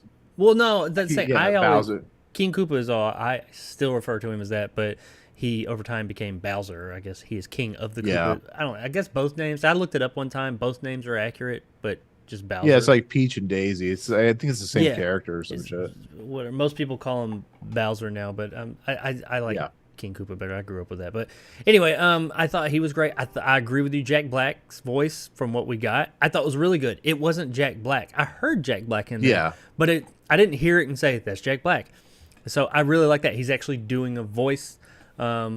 The comedy that we get in the beginning with like the penguins, they have the big thing and they're like throwing the stuff, and then he's just sitting there and it's like hitting him. That's Minion or Despicable Me and Minions comedy. Yeah. Now, when it comes to Illumination, before I go any further, I have they're hit or miss with me. The Despicable Me movies I like. I've actually seen them quite a bit recently because my youngest daughter has taken a sudden liking to them, and I've watched Despicable Me 1, 2, and 3 more times than any person should within a Right. condensed amount of time. I actually like those movies. They're funny. They're cute. I mean, they're kids movies or family movies. Yeah, yeah, yeah. I think First that's one's great. and that's the difference. I think Despicable Me movies, which are Illumination, that's what put them on the map, if I remember correctly. Those are family films. So the family can go see them. Kids are probably going to enjoy them a little bit more, but the adults can be like, oh, yeah, this is fine. Oh, there's some funny parts. And I'm not wanting to gouge my fucking eyes out. The Minions movies, though, and I haven't seen the last one, but Yeah, you're Minions, lucky. I have seen that one, at least enough of it. That is a kid's movie. At best, it's not a family movie because no adult wants to watch that shit. I fucking hated that movie. The Minions were great characters in Despicable Me. They were funny, they were cute, you got just enough of them, but they didn't take over the whole show. When they became the main focus, is just like, oh my, this is... I just wanted to rip my fucking ears out. Didn't want to hear anything about bananas ever again. But so if you ask me, I am hoping they go more the Despicable Me route of their comedy and their tone than the Minions route. We'll see. I did like. I mean, you can't tell from this trailer or from this teaser. I liked what I saw, though. I was actually like, okay, I'm actually really liking this. Is it going to be my most anticipated film of the year, or one even in the top 10? I mean, I don't know, probably not, but I'm excited to see it. I was more excited to see Sonic, but I am excited to see this. I've always been more of a Sonic fan, though, but whatever. When we finally see Mario, I thought he looked good. I thought Toad looked good. Luigi, we see him for a minute. They all look like their characters. We didn't get an original Sonic situation. where they put Right. Mario out there and it was like Pratt's face with like some teeth and all. It was nothing like that. Everything looked great. Everybody sounded great. Now, when it comes to Chris Pratt, because that's been a point of contention since he was announced to be Mario, I didn't have a problem with it. Two things. We didn't hear much. I mean, people some people were like, "Oh, it's fine." Some people were like, "I don't know." Some people were, but your naysayers were saying, "Oh, he sounds terrible. He's just Chris Pratt doing Chris Pratt." And I was like, I don't think that's just him doing his voice. You hear him.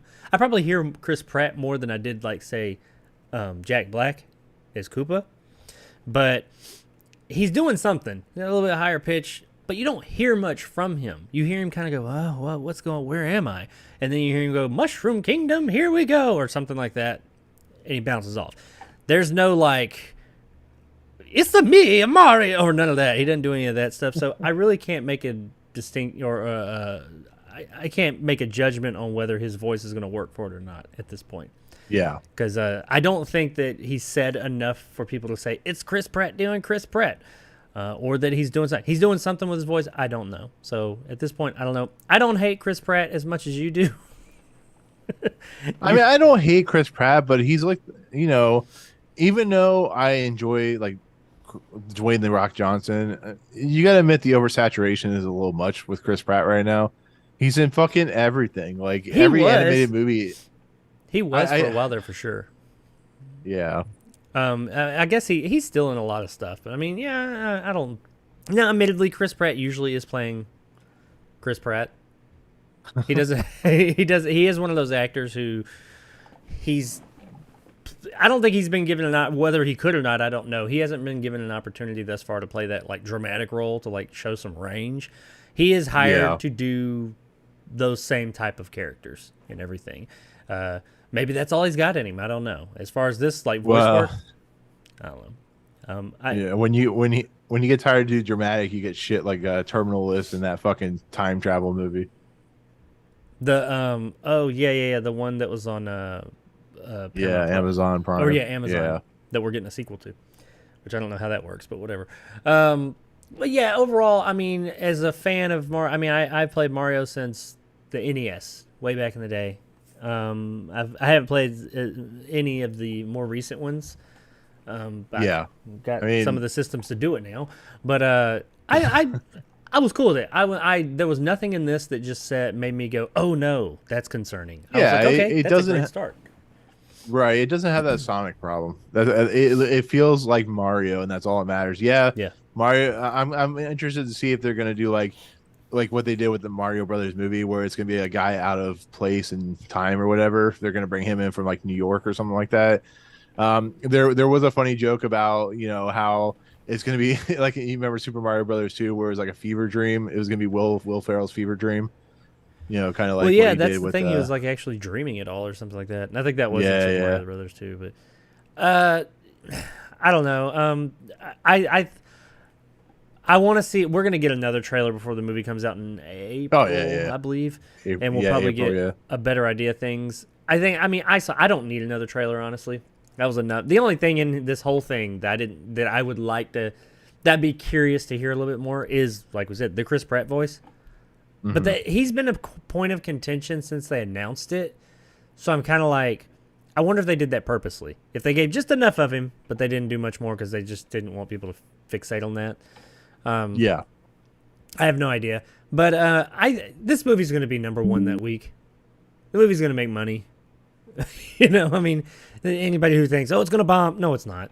This movie's going to make shit. No, the movie's going to make, $200 million. Are you kidding me? Yeah, regardless if it's good or not, it's going to make a lot of money. I do hope it's at least, worst case scenario, I hope it's Despicable Me level, just kind of enjoyable. I'd be cool with that. Because I do fully acknowledge that this is, even though it's a family film. This is not going to be, well, I guess parts of it are probably made for people that are my age that grew up with that property. It's mainly focused on kids, Mm-hmm. That is what it is. If anybody goes in there expecting anything more than that, then that's on you. But, I think it was pretty good. I think I don't think our thoughts on it are too far off from each other. I think no. I'm curious to see more of it, and I'll definitely be going to see it. So hopefully it continue. Video game movies have been doing a lot better here as of late. So I hope that it continues that trend of, better, more thoughtful, not that it's going to be thought provoking, but just movies that they've put more thought into and Yeah. do them justice. I know Nintendo is deep, like very ingrained in this thing. They are involved. Oh in yeah, it, yeah. like hardcore. Was it Miyamoto? Yeah, he's fucking like head deep in the annals of this. Yeah, all up in the anals. But they're very, very hard. They do not want another 93 Mario incident. Even though I like that movie. Yeah. Come at me. I enjoy that movie for what it is. But still, they don't want that situation again. But it doesn't seem like they're good. I think this is going to be a safe movie. The movie's not going to do anything too out there. It's not going to push any boundaries. It's going to be a safe animated Mario movie. And I think that's what a lot of people probably just want. They just want Mario. The exciting Mario movie. And it looks like that's what they're going to get. But let us know in the comments below what you thought of the Super Mario Brothers movie trailer or teaser that we got recently. And if you're looking forward to seeing this movie or if you think it's going to be another disaster. Alrighty. On to the next one. This is just a small little story, but one that is relevant to something that just recently came out. Let me pull it up here. Yeah, I'm behind. I forgot to hit this. There we go. All right, so Friday the 13th, as we learned a few weeks back, it's open season again. Friday the 13th, they settled everything in court and all that, and the whole court thing that was going on where you couldn't make any Friday the 13th movies has been taken care of. It's settled. So now everybody's talking about, so what's next? What are we doing? Who's making a Friday the 13th? What's it going to be? Blah, blah, blah. Is it going to be reboot, sequel to the original, sequel to the reboot, remake? What are we doing here? Well, we still don't know that. However, while doing the rounds for his new Hellraiser movie, director David Bruckner was asked would he be willing to return to the Friday the 13th series. Now, when I heard that, I was like, return? I don't recall. Did he make the reboot? I don't know. No, apparently he was working on a Friday the 13th film prior to the whole lawsuit thing. And, he put a lot of himself into it. He says, apparently, I think for me personally, it would be hard to find my way back into that now, just because it's like the actor's approach to an audition. You have to just walk away at a certain point and put it behind you. He apparently put a lot of time and effort into it for it to just be scrapped because of the whole lawsuit thing. But apparently from what people saw about it, they said, it was really cool. It was really awesome. This is the Friday the 13th we've been waiting on. He said, also, I spent a lot of time. I worked with some wonderful writers, and I think and I've changed. Those ideas aren't interesting to me quite the same way they were with the work we did in particular, but I'm a fan of the franchise. Now, that sounds like he says, no, I'm not willing to come back to it. But then he went on to say from there that I think if you're working on IP, whether it be Hellraiser or Friday the 13th, this doesn't belong to me. It belongs to everybody. This is not the ultimate Hellraiser movie. It is one Hellraiser movie. There will be others. There will be other Friday the 13th films. They will figure it out. The IP is too valuable. The fans want it too much. So no, I'll be the first person in theaters to figure out what they did. Of course, I'll think a lot about what we had, but no, and it goes the same for any of the stuff that we work on. I'm game as long as I get to keep making the stuff I'm passionate about. I'll be as grateful as I can be. So people are wondering, okay, well, he says no, then he says, oh, he's game. He says, which way is this guy going to go? I have no fucking clue. I doubt he's going to come back to it. Yeah. But, I mean, he could. And I haven't seen Hellraiser yet. I know you have. I'm watching it this evening. Only reason my wife wants to watch it with me, so we didn't get a chance last night, so we got to wait till tonight. I've heard good things. I think my understanding is you liked it. So it sounds like David Bruckner is doing good with these classic franchises. Do you think, from what you've seen with Hellraiser, and what else has he done? Has he done? He did the night. I mean, if I remember, he did the Night House, which I honestly wasn't a fan of. He did. That's right. The Ritual, which is that really kind of fucked up Yeah, Netflix the movie. European. Um, Yeah, yeah, but that's where they yeah. go out to like the cabin and they're. He has like that weird fucked up creature or whatever. Yeah, From what yeah, I yeah. heard. I remember that being all right. He direct he directed an episode of the original VHS called The Amateur Night, and he directed a movie called The Signal, which I think is a movie I never watched, but I heard some interesting things about. Yes, I remember the signal. It was Yeah. yeah, interesting is a word. Is he Uh British? well, I mean, based on what you know about the guy and what you've Mhm. because you've seen his most recent work, Hellraiser, which is similar, comes from the same era. It's horror. Yeah, yeah. Do you think Friday the 13th would be a good fit for this guy? Honestly, I think he could do it if he wanted to. I mean, you can't. When it comes to filmmaking, it's the director has to have passion for it. He could make a silly comedy. He could do like Paddington 3 or what. You know, Paddington 3 has a director. He could do it, and sure, cool, whatever. I think after watching Hellraiser, I don't really want him to do. I honestly, I don't. Friday the 13th, I'm just not a huge fan of. So I probably would watch it, but I'm just not. Clutch my pearls. No, No, we've no, I actually mean, talked about this off camera before. Yeah, yeah, yeah. Friday the 13th is, and I'm with you. Like I told you, I think we Mhm. talked about this briefly the other day. Not this story, but just Friday the 13th. I grew up with Friday the 13th. I had a nostalgia for it, but I always kind of Mhm. was like, it's not. It's Yeah, it's yeah, okay. I mean, they get really fucking out there and weird, and they do. But I will say that last year, when I I went through and back to back to back watched every Friday the 13th film or Friday the 13th related film from Friday the 13th all the Mhm. way up to the reboot and Freddy versus Jason and all that. Which I've seen them all, but I wanted to. It's been a Yeah. long time since I've seen some of them, so I wanted to watch them all and give them a review. I like some of Friday the 13th more now. Now there is like Mhm. there are sections. Friday the 13th is like segmented off into like this era, that era, and that era. I mean they're very different clumps of films within this universe. But there are some Friday the 13th that I really enjoyed. Of course, you've got the original 3 that are more serious horror slashers, and then you've got the middle portion there up to around like really the rest of them before Freddy versus Jason that are Yeah, like yeah. 4 and 5 are kind of and then like 6, 7, and 8, and then 9. 10 is at pretty much everything up to X. X was the culmination of we just don't give a fuck anymore. And those movies, like when I initially saw them, I didn't really care for them because that's not what I was looking for. But now I go in and I'm like, I had a really good time with these. I think it was 7 or Jason Goes to Hell. Jason Goes to Hell. I don't remember which one that is.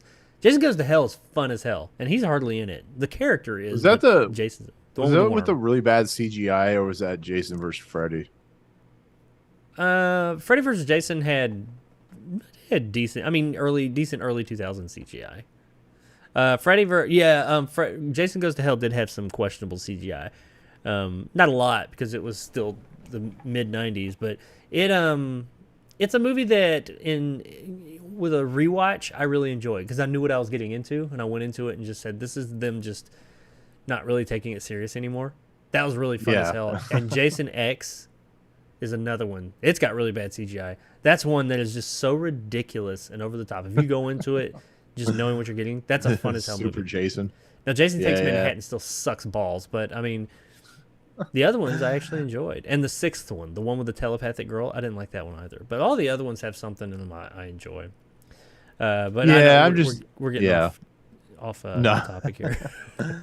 No, but your original question, yeah, I mean, if David Bruckner wanted to come, Bruckner wanted to come and do a Friday the 13th like he was doing, that's fine, sure. I mean, I'll check it out. It seems like he is in a spot right now where he can kind of pick and choose what he wants, especially after Hellraiser. So you know what, he's moved on. Somebody else to do, a Jason movie, a Friday the 13th movie, and it won't be him. He'll probably get to a point where he's going to start doing Marvel movies. Just wait and see. Oh no. Don't say that. He's gonna do Ghost Rider with Keanu. No. Anyway, it sounds like to me, I mean, there's not a lot here, but it does sound like to me like, yes, there are some things that for the hopeful out there can cling on to and say, oh yeah, I think he might be willing to do it. I don't think so though. I look at it, I read Yeah, these yeah. comments. It looks like this guy's he came to terms with it. He moved on, and he's not really wanting to get back into that again. Which I get. You have something you pour everything into for that long, and you put all your hard work into for it to just be like done over. It goes Yeah. nowhere. That's like all that work, Yeah. all that time, and you're just like, fuck. And I get it. I get why you just kind of wouldn't want to come back. I doubt he thinks that would happen again, but it's kind of like, how do you get back into that, I don't know. But so I don't know. You guys let us know in the comments below. Do you think David Bruckner is going to come back for Friday the 13th? I don't, but do you think he should? Do you think he can or will? And if not, who do you think? What do you want to happen with Friday the 13th? Something's going to happen. They're going to make another movie. I asked this question before when we talked about it initially, but you think reboot, remake, sequel to what? I don't know. They've got multiple timelines at this point. What do you think? Let us know in the comments below. Alrighty, moving right along onto our next one. Now, this is our third story of the day. And keeping in tradition with the past few shows, our third story of the day concerns Avatar and the road to 3 billion. So I said, That no, picture always this makes should me be, laugh. I said, no, we're not going to talk long here. There's not a lot to talk about. But I did say last week we would talk about this today because Avatar was a 2-week engagement, re-release engagement in theaters. I saw it, you saw it, we both enjoyed it. We talked about it at length last week, on Wednesday, and I have that video up on the channel. Pretty much everybody's seen Avatar at this point. But the question has been, it's so close to $3 billion. Is it going to hit that that elusive $3 billion mark? And probably it will be the only movie and probably remain the only movie for a long time. I said initially, I don't know. It might. I think it could or it couldn't. I wouldn't be surprised either way. You said, no, it won't. Well, looking at the numbers now, as I reported on Wednesday, I don't think it's going to happen this time around. However, 2 weeks from its initial release or its re-release would have been Thursday. That should have been the last day it played. So last night, as of this recording, Friday, it should not have been playing. It is. If you look up, you can buy tickets, at least the very quick search I did, you can buy tickets through Thursday, this coming Thursday, or Wednesday or Thursday, I don't know. You can still buy tickets through at least the next half of next week. Whether they go beyond that or not, I don't know. But you can buy them up to that point. So it's going longer than 2 weeks, which I find odd because they said 2 weeks only. But all that being said, so I guess the movie at this point has not quite a week's worth of time in theaters left. As of, I think this is Wednesday's numbers. I don't know the exact cutoff day. It's not yesterday. It does not include Friday or even Thursday, I think.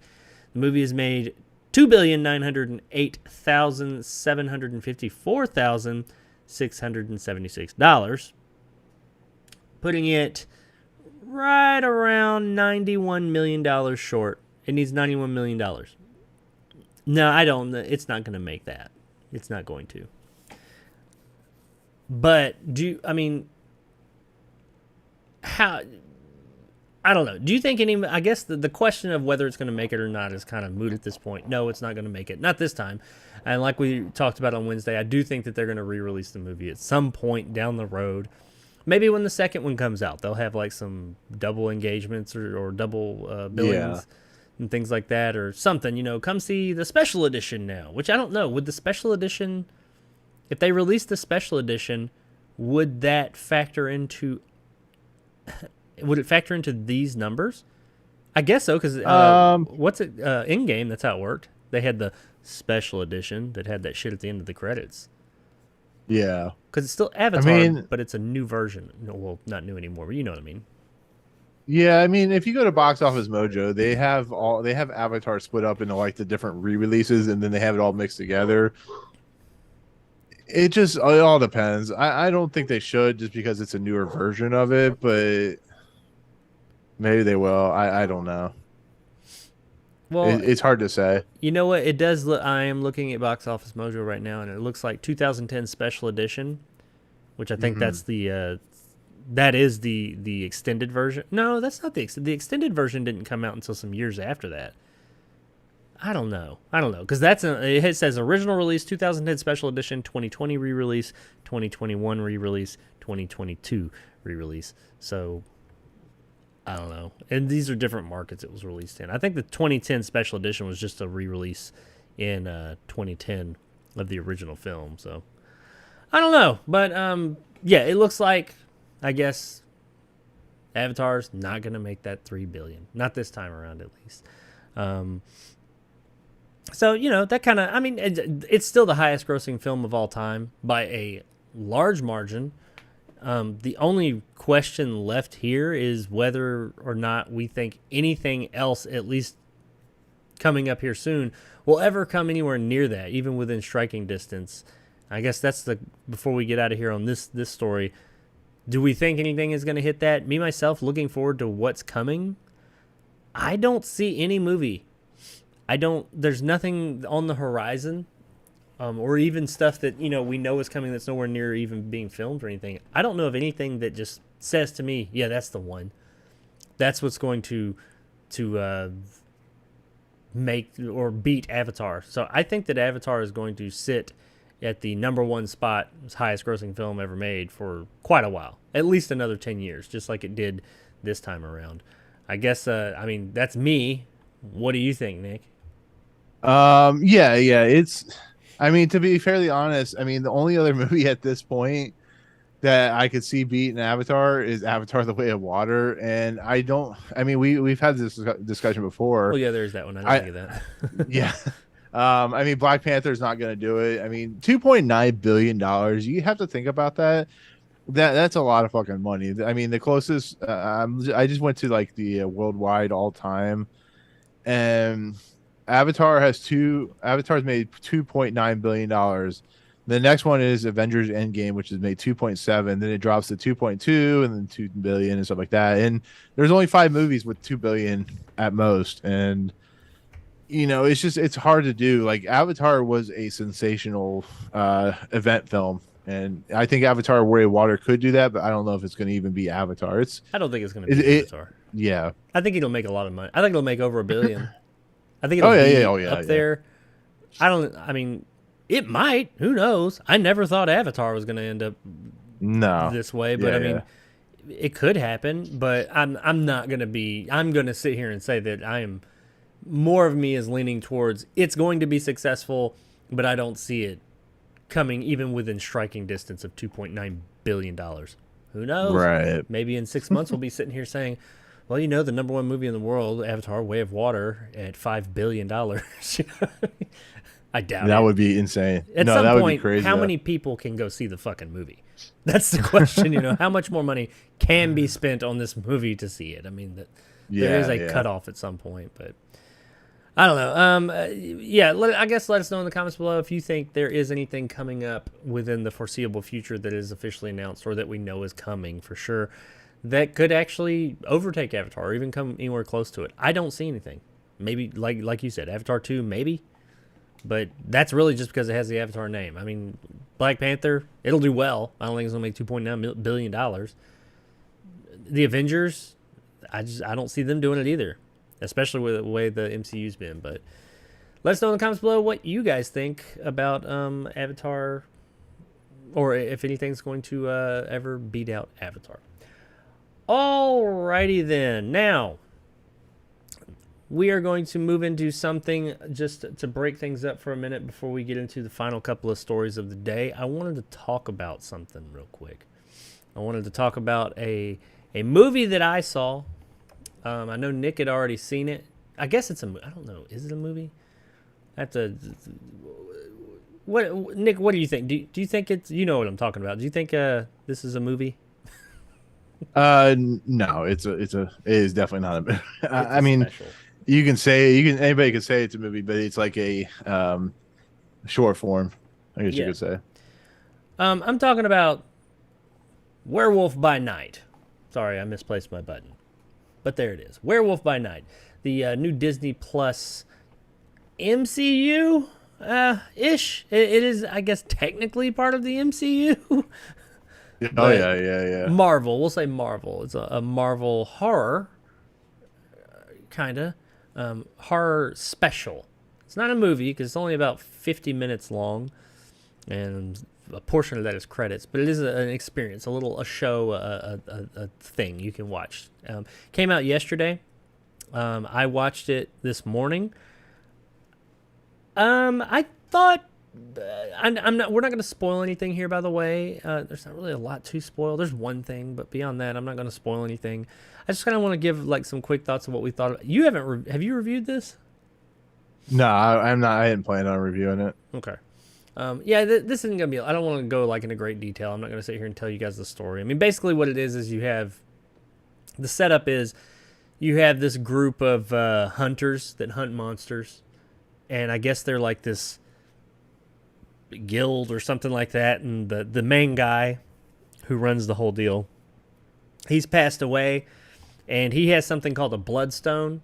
And none of this is spoilery. He has something called a bloodstone, which I guess makes him the big dick in charge. And we're never really told exactly what this thing does, but you need that to be in charge. He's passed away, and he's holding a pseudo competition at his house where he brings together all these top hunters, and I think there's about 5 or 6 of them. And he says, "All right, we've got a monster here," or he doesn't. He's dead. Well, he kind of does. They got the animatronic thing going, but they take the bloodstone, they've attached it to a monster, and they've put him out like in kind of this like labyrinth garden thing out in the backyard. It's very big, and they all go out there, and whoever slays the beast and takes the bloodstone picks up the mantle of big dick in charge. That's the basic premise. There's some other things that happen, of course, and we find some things out, but I mean that's the basic premise of the whole situation. I thought. You know what? What did you think? You tell me what you thought first, and then I'll say what I thought. For something that's directed by composer Michael Giacchino, it's at least stylish and entertaining for what it's worth. It's not, it doesn't overstay its welcome.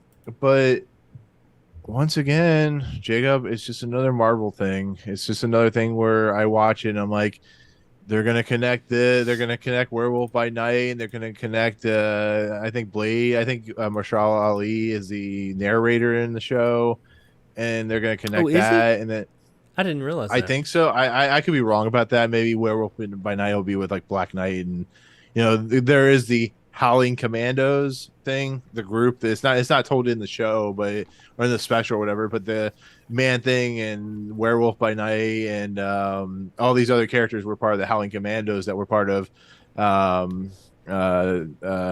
Nick Fury's group or whatever. So they're going to be formed. I think Blade was in there too. And I just, as much as I like Michael Giacchino, I think he did an interesting job, making this all mostly black and white. I don't really have any. I'm getting to a point right now where it doesn't matter what it is. I just don't have any, I don't have any, I feel exhausted by it. This is another character I need to know about. And it's just like, I don't want to, maybe I'm just like too, whatever you want to call it, just too guilt jaded or whatever by the whole entire thing. But yeah, I think what it does, I think it at least tries to be unique. And the other problem is this should have been rated R. It should have been a hardcore, which is what Michael Giacchino wanted. And Kevin Feige and Disney were like, no, we're not doing that. And oh, hell, I think it could have worked. Well, yeah, I mean, outside, right. I mean, outside like Deadpool 3, they're not going to do that. But I just, it's not the worst I've ever seen, but it's just another Marvel thing. It's just like, yeah, cool. Michael Giacchino directed it. Cool. Had Gael Garcia Bernal in it, which is cool because I really like him as an actor. But I just can't muster any enthusiasm for much. It's going to take a lot for me to be really excited. Like, I don't think I've been excited for Marvel. I was excited for WandaVision when that came out, but I don't think I've been excited for a Marvel thing since maybe Captain America: Civil War, and I really did not like that film. So it's been a while. So okay, well, and my thoughts on Marvel are pretty well known for anybody who watches this show. I think Marvel's been in the shitter since Endgame ended. Really, anything that doesn't include Spider-Man, and those are debatable, but anything that doesn't include Spider-Man has been pretty lackluster.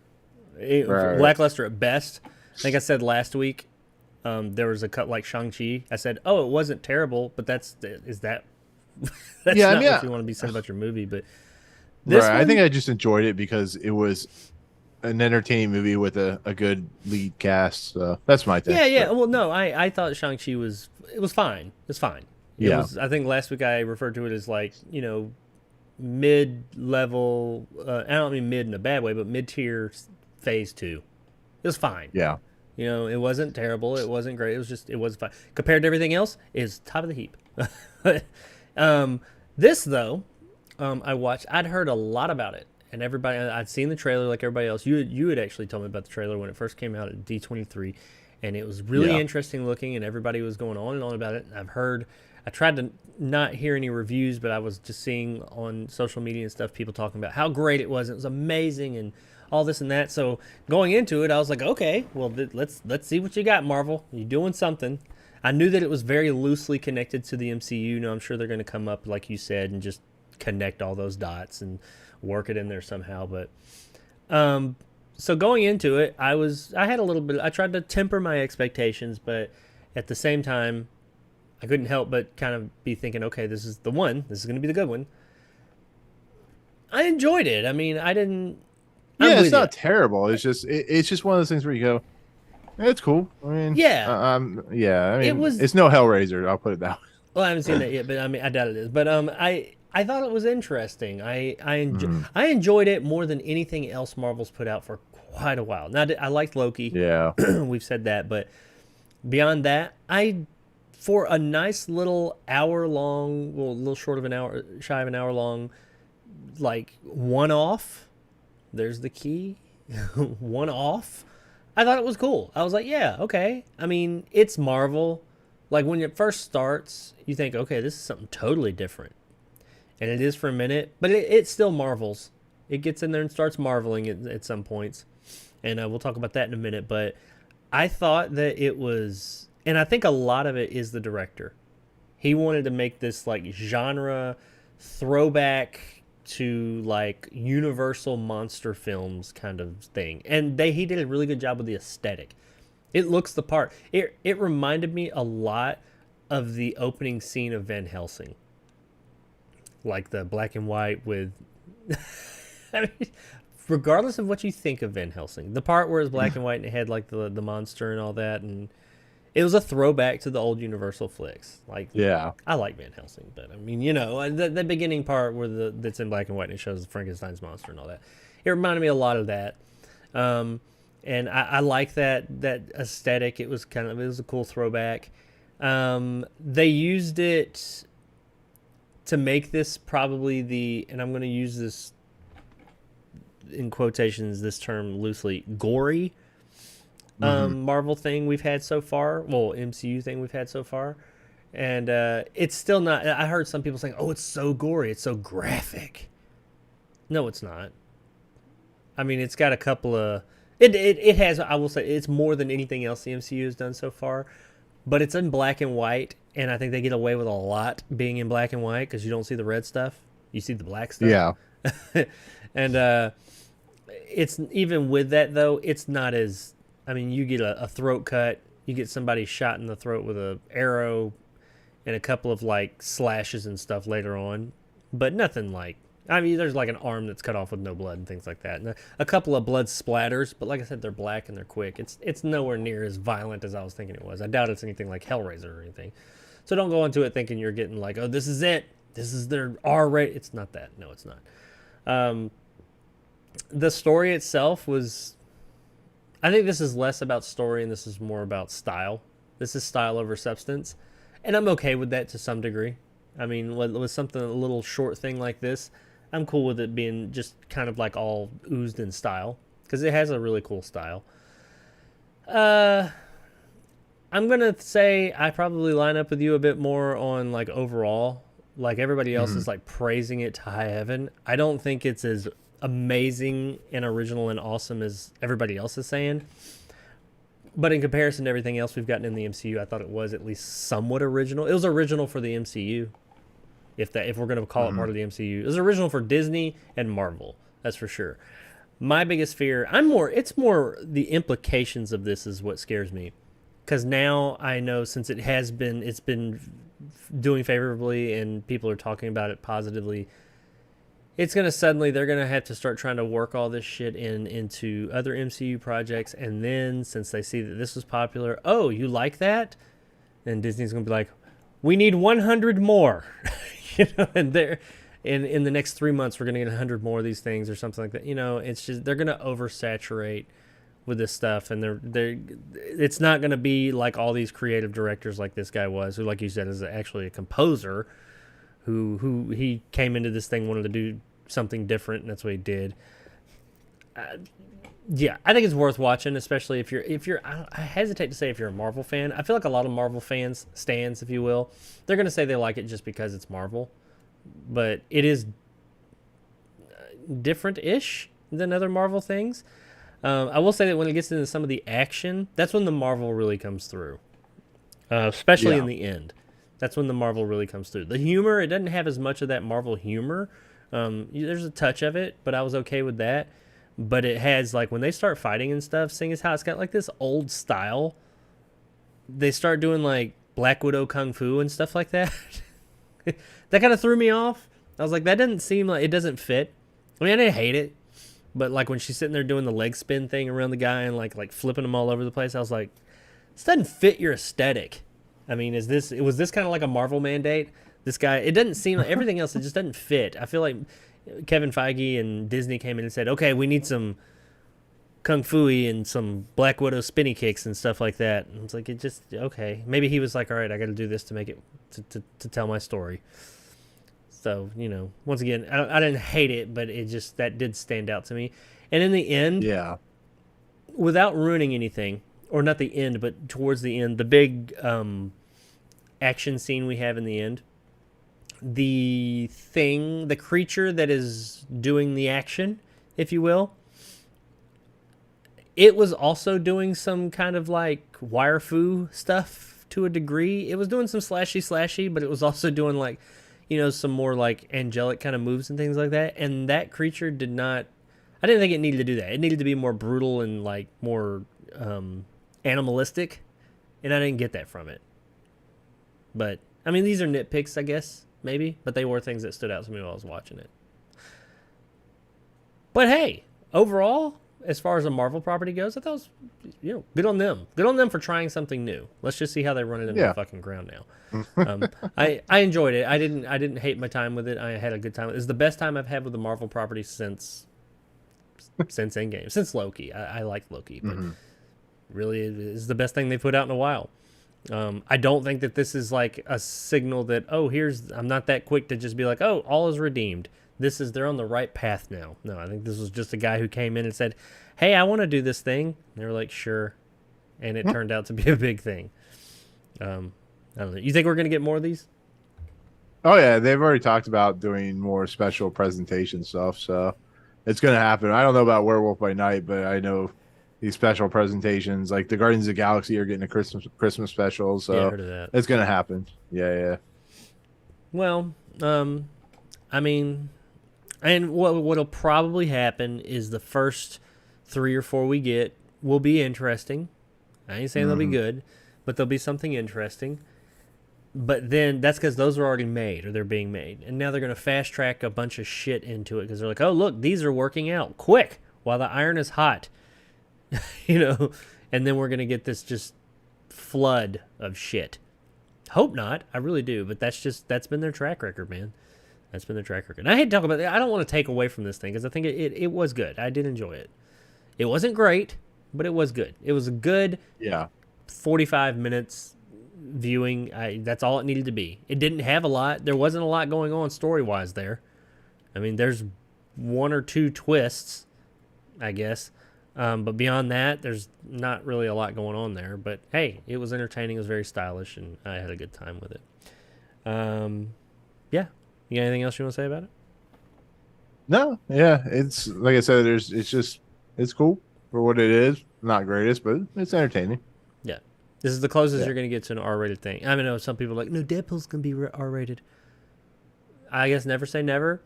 I will be ridiculously surprised if the Disney Deadpool movie even comes within arm's reach of how the Fox Deadpool movies were. They're going to have to make it rated R. They have no choice.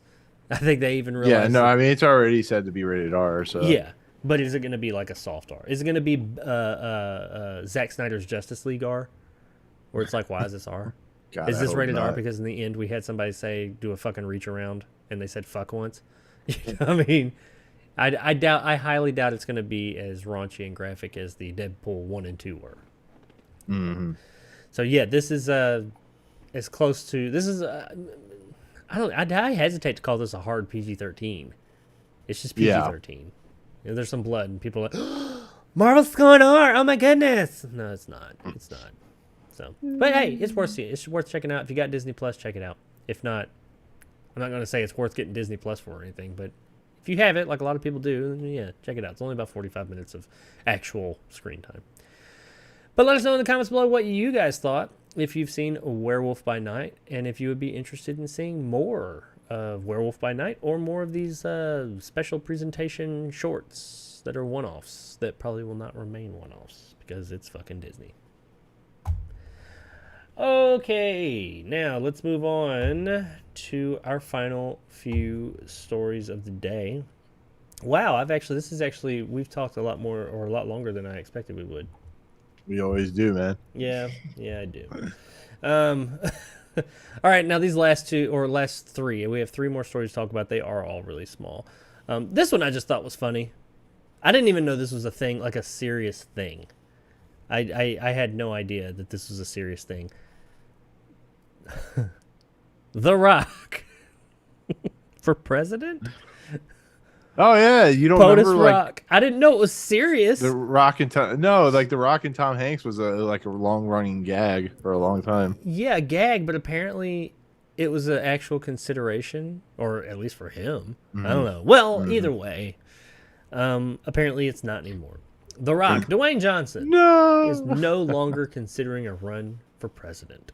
The actor confirmed to CBS Sunday Morning that he will not be running for office because he wants to prioritize his role as a father instead. Well, hey, good on him, man. Good on him.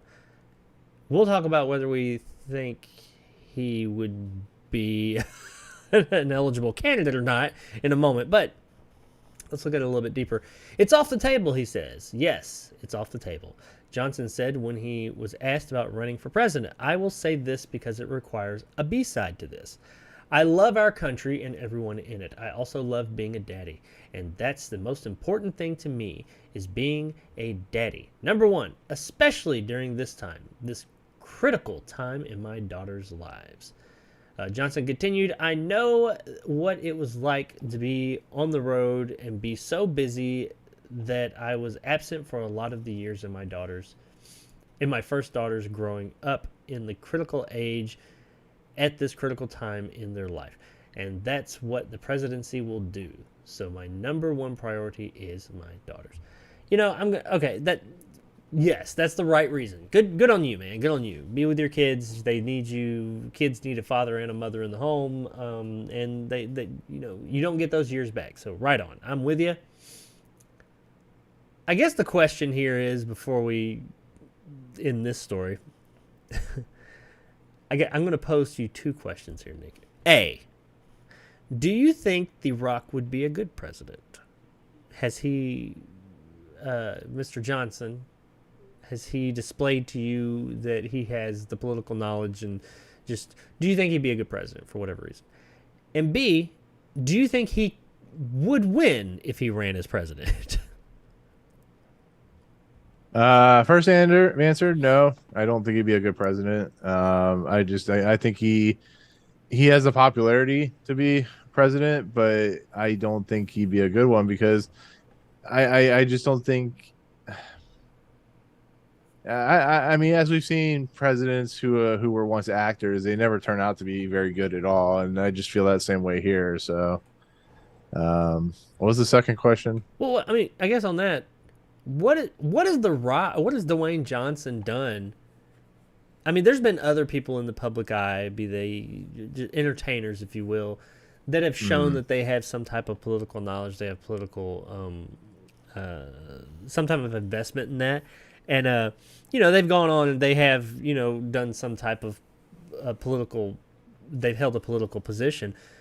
what has The Rock done? I mean, maybe I'm missing something here. What has he said or done that has led people beyond his popularity, just as his policies and things like that, that people have said, hey, yeah, good president.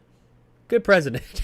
I mean, Yeah, I mean, the problem is The Rock is so internationally known that I mean, I guess he could have good communications with people.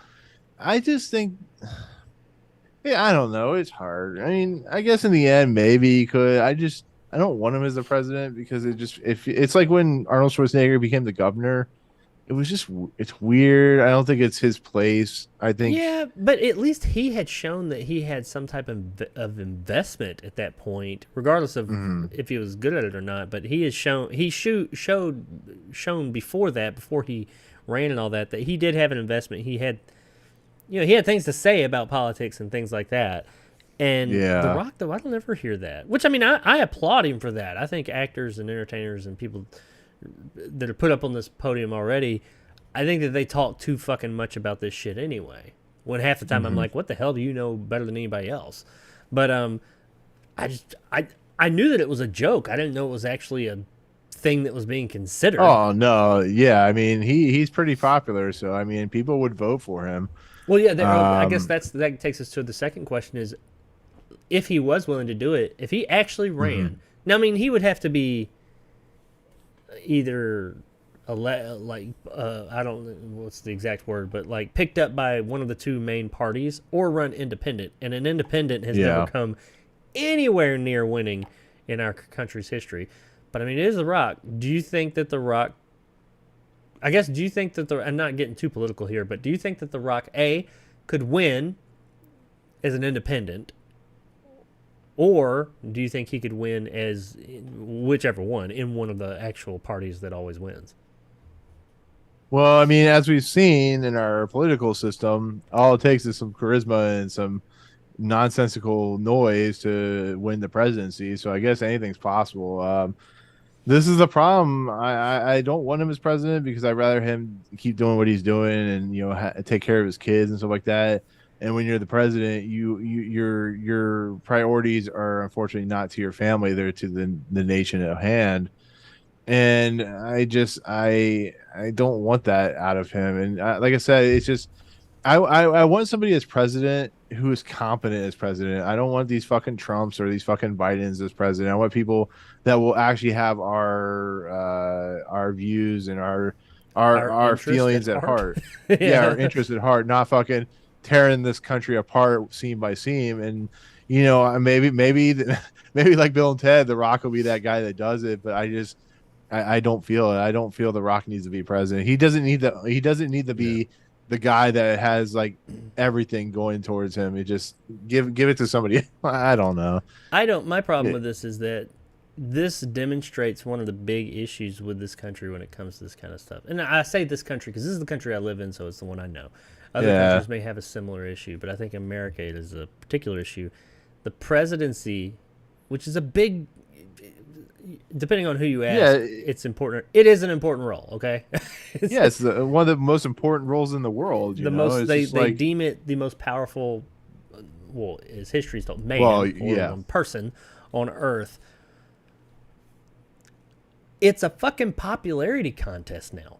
The Rock has done nothing against The Rock. I love The Rock as an actor. And as a person, he seems like decent enough. I don't know him, but, I love The Rock or Dwayne Johnson.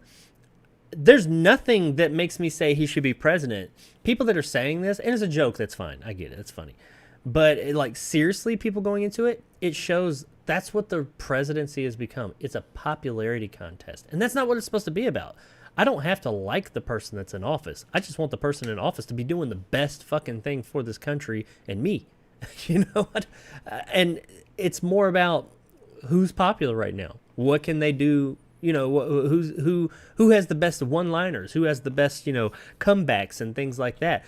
That's not what it should be about. And that's one of the reasons I think, not to get too political, that our country in the past for a while has been so kind of like fucked in some ways because we're too worried about picking the popular guy or the person who has, who the most famous.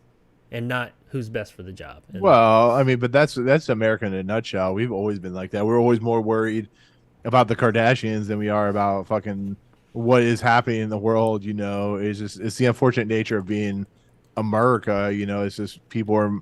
It's like you and I. Sometimes we get wrapped up in like stuff that really doesn't even matter, but that's just our kind of makeup for our country. And well, yeah. the problem is if The Rock were to run for president, and this is just me, he would probably get pretty far, if not. He would get pretty far, but I gotta change up my headphones real quick. So yeah. So I gotta change up my headphones real quick. Oh, okay. Give me a second. Yeah, go ahead. Yeah. Well, I could see the guy actually winning. No shit. Given the way that things are done in this country and the way that everything, the presidency is just a popularity contest, I could absolutely see The Rock being inaugurated into presidency if he ran, just because he's popular. I'm not saying anything bad against him. I mean, I don't know what the guy stands for. I'm just saying because it's a popularity contest. But you know what? I don't want to get on that. I don't do politics on this channel. But I think if you're wanting it, apparently he was considering it. I didn't realize that, but he's not now. So those of you that were hoping for Rock 2020, what is it, 2024? Or Dwayne Johnson and Tom Hanks is what you said as president. I don't. Yeah, it's not going to be happening, unfortunately. Tom Hanks may still run. Who knows? He has not come out and said anything. But The Rock, Dwayne Johnson, will not be running for president. Bow our heads for a moment of silence. Let us know in the president. Let us know in the comments below what you think about that. If you think that The Rock could win as president if he ever did run. All right, all that nonsense aside, let's go on to this one. This is one that I think you'll like this. We got an announcement just yesterday, I believe it was, and that is that VHS 85 is a thing, and it is coming next year to Shudder. For those of you that don't know, the VHS series is a series of anthology films. Anthology films, short stories. And usually they're horror. They revolve around horror. Some big directors have directed some of them. They recently had VHS 99, which takes place in 1999, I think, come out this past year. And now they are just now announcing that we're getting 85. And on top of that, it is going to feature directors such as David Bruckner, Scott Derrickson, Gigi Saul Guerrero, and more. I don't see who the other ones are, but those are we have Mike P. Nelson from Wrong Turn, and Natasha Kermani from Lucky. Those are the only ones I see here. But so some big names, some of which are in horror, that are coming. I've seen the first, I don't know how many VHS movies there are now. I think there's 4. I've seen the first one. I think I've seen most of 1, all of 2. I don't recall the other ones.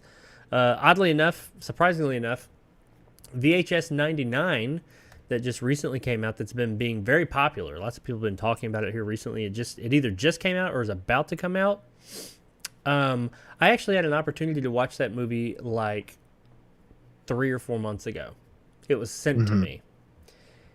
And I saw the trailer to it, and it didn't look so hot. Apparently it is good, but it didn't look good from the trailer, and I was trying to decide things I was going to watch, and I decided to pass on it. So yeah, I could have fucking seen that movie, and there was no embargo. I could have reviewed it and everything. I could have seen that movie and reviewed it like 4 months ago. And yeah, should have done that. That's a little bit of inside baseball knowledge there. That would have been good for the channel, but nope, didn't do it. Made bad VHS choice 99? there. Yeah, VHS 99. It got sent to me. It was like 3-4 months ago. I thought this movie was already out because it got sent to me so long ago, and I had planned on watching it, but I just never got around to it because I really wasn't that thrilled about seeing it. And it's literally just now coming out. So I was like, well, damn. I complained about things not getting sent to me like really, really, really early. There was one. Screwed the pooch there. But anyway, Nick, I've heard you talk about the VHS films before. I don't know how you felt about 99, if you've even seen it, but some of the earlier ones. What do you think about this news that we're getting a 1985 version? Cool. It's a franchise that has done pretty well for itself. It has had directors, especially in the first two movies, that are pretty well known. They're bringing Scott Derrickson in, which is cool because he's a good director. I Didn't he think already do one of the one? he he Or may am have. I may be remembering incorrectly. I thought he did one in part one or part two. Maybe I'm thinking something. No, I think I'm thinking about David Bruckner. He did one, right? Yeah, I don't. I Fucking guess. Yeah, I'm not Don't sure. listen to me. I know Gareth Evans did one that was really crazy. Yeah. If I'm not Uh, reading it, don't listen to me. but yeah, I mean, these anthologies have proven to be at least halfway decent. Some of them are better than others. Some are worse than others. But it's a series that obviously has a fan base. So having VHS 85 is way to go back in time to the 80s. Have a little bit of fun with it. Yeah, we're gonna get that, and we're also gonna get Maxine. It's like a return to VHS '80s I know. nostalgia. Yeah. So, hey, we don't have an actual release date as of yet. It just says it's coming in 2023. So, those of you that are VHS fans, I mean, me myself, I don't. I'm kind of. I'll watch it, especially after this whole debacle with 99 being sent to me and having that opportunity and screwing the pooch there. I enjoyed the first and second one. I don't remember the other ones, or I don't think I've seen the other ones, honestly. So yeah, I'll be interested. I like the 80s. I grew up in the 80s, so I like the logo here. It looks kind of like retro, so that's cool. So yeah, let us know in the comments below if you're interested in the VHS series and if you are excited about VHS 85. Not really a lot more going on there. I like a lot of the names they're talking about, these directors. It sounds like they're kind of bringing some, because 99 I don't think had as many big names in it. These are some more recent, well-known, big name, like up and come or already up and come directors like Derrickson and stuff like that. So hey, VHS 85, it's coming next year. Within a year, probably around Halloween, around this time next year. Maybe I'll get it 4 months early. Maybe not. But let us know in the comments below if you're excited about that. And we'll see how it is in a year. All right. Last show, or last show. Last show. Shit, last. You're quitting. I can't speak. Last Saturday show. That's true. Last story of the day. It's a small one as well. And this has actually been kind of circulating a bit, but it actually started getting some actual traction here the past day or two. Berserker, or how do they... Berserker is how it's spelled. Are you familiar with this, Nick? This character? It sounds familiar, but not 100% offhand. This is a graphic novel that Keanu Reeves had a hand in. The character obviously is modeled after Keanu Reeves. It's about I don't know exactly what it's like, an immortal warrior, he can't die kind of guy or something. I don't know the story, but the graphic novel came out, or the comic series or whatever it is, and apparently it's been very well received. He had a hand in writing it. It was all his idea. He came up with it. I think he had other writers, of course, and artists. It's gone over to Netflix. Netflix is making an animated series or movie one. That's coming real soon. Keanu Reeves will be voicing the character in that. There's also another project going on, and I think it may be animated. Well, they're also, and they did announce a while back that he had planned on making a live action version of the Berserker story. And he will be playing the character in that as well. But now, apparently, he has decided that he is considering circling directing the upcoming movie. It's nothing's 100%, but he says, I got it yesterday. Oh, I'm sorry, I got it yesterday or 2 days ago, the script. I haven't read it yet, Reeves said. He added that he and the production aren't sure if the script will be the final take on the film, but the actor claimed that there's a 33% chance that he will take on the directing duties. So, not 100%, not even 50%, but he's thinking about it. He's considering it. He continued, I know how it's a lot of work, but the film I directed, Man of Tai Chi, was born. I became director because I was part of the writing process and I didn't want to hand it over. And that's what I was going to get at. I guess the question is because Keanu Reeves is not really known for directing. But I guess what do you think about him? He's not. What's he? He's like 50 something now. Now moving over to because he's shown that he has acting or he has action star chops. Do you think he'll be good as a director? And also, before you answer that, did you know that yes, he has actually directed a film before, Man of Tai Chi, that I've seen. And if you have seen it, what did you think of it? No, I have not seen it, and you know, as long as he has the right people behind him, it could be cool. I mean, I don't think Keanu Reeves is the first person I think of directing, but I think he's definitely earned the ability to. So I mean, if he wants to direct it, I mean, cool. I mean, I can't really just say you don't do this because he'd be like, I'm going to do it anyways. But I think as long as he knows what he wants and how he wants it, and he gets the right people behind him, cool. I'm more happy for him. Well, I think that me myself, I don't think this is a terrible thing. I mean, like you said, he's Yeah. not the first person I think of. Oh yeah, director. But I've seen Man of Tai Chi. It wasn't bad. Yeah. It wasn't amazing, but really from the technical directing side of things, it was fine. I mean, it had no like you said. I think it was he surrounded himself with a good team because the director's not the only person on a project. I mean, Mhm. they are kind of the leader of everything, but he had a good team with him, I assume, and they made a solid looking movie that fit in with the other types of movies of its ilk, those kung fu, Hong Kong action films. Um, the thing that some of the performances in it were a little light, but that was more Reeves himself. He played a role in it. It wasn't like a huge role, but he was in it, and he was throughout the film some, but he wasn't the main Mhm. star. Actually, it was his stunt guy. It's either his stunt double, I don't think it was a stunt double, or the guy who trained him on The Matrix was the main character, if I remember correctly. But the action and everything was shot well. The movie, if you had told me Keanu Reeves directed it, when I did hear that Keanu Reeves directed it, I was like, oh, really? I didn't realize that. Surprising. So I think he has the ability to do it. I do think that it can go one of two ways. Because this is his baby. He created this world. He created this character. He has a large hand in the creative process and in this world. So I think that's cool that the creator of it all is there. But I Yeah. mean, then you look at something like Spawn, which we're not talking about this week, but some news came out about it with Todd McFarlane. Which, while Todd McFarlane is the creator of Spawn, he might not be the best person to direct it. Just because someone created something doesn't always mean they're the best. Like they wrote it, doesn't mean they're the best one to see that through to the screen.